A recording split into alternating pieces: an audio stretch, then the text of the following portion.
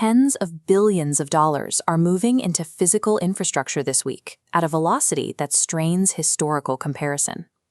Between July 12th and 18th, 2026, the AI industry split into two opposing realities.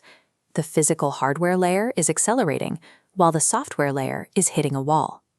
Corporate giants like TSMC and Oracle are executing massive capital reallocations to scale their foundational hardware. Simultaneously, top-tier AI labs are publicly delaying frontier models because their agentic execution chains are breaking down during enterprise testing.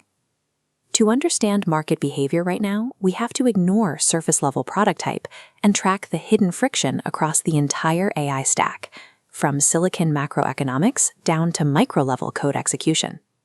TSMC reported $1.27 trillion in Q2 revenue, representing a 36% year-over-year growth rate, driven entirely by AI chip demand. Yet, immediately following the release of these record profits, TSMC's stock dropped sharply. While the green revenue bar rises, the red line shows shrinking gross margins expected later this year due to the expensive 2-nanometer node ramp. Furthermore, TSMC's massive $160 billion commitment to CapEx and U.S. fabs raises red flags over lower-margin overseas operations. Oracle provided an even more extreme example of hardware capital reallocation this week. This chart breaks down Oracle's global workforce.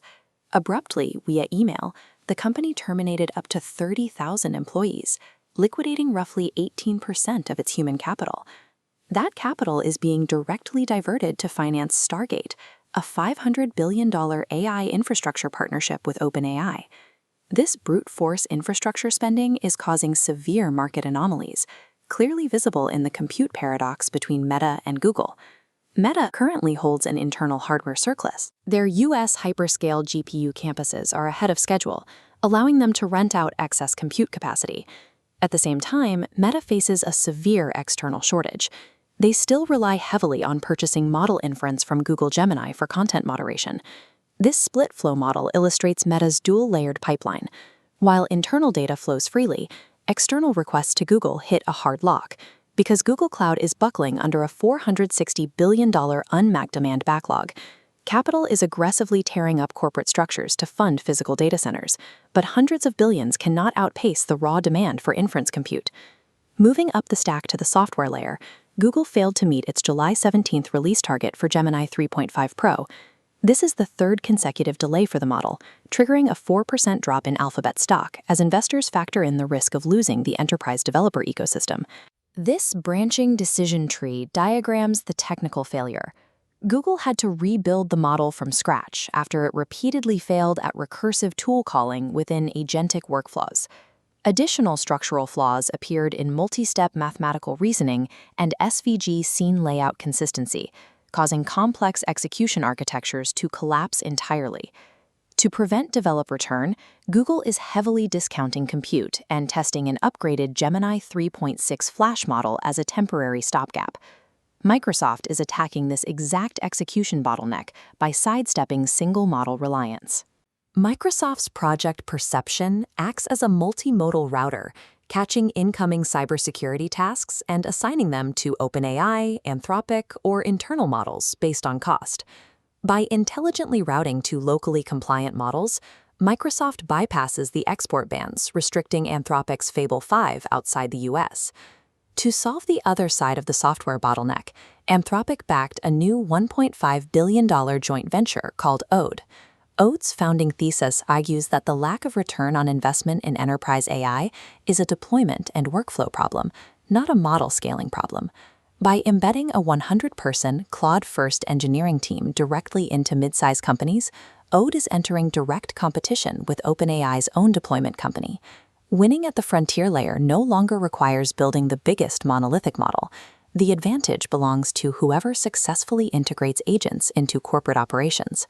Hardware applications are radically adapting to these software demands. Reports suggest Apple will skip the M6 processor generation entirely to accelerate the M7 chip roadmap. AI workloads demand immense memory. The M7 Ultra desktop architecture is projected to support up to 1.5 terabytes of unified RAM. The foundation for this specific silicon architecture was heavily derived from research and development salvaged from the canceled Apple car project.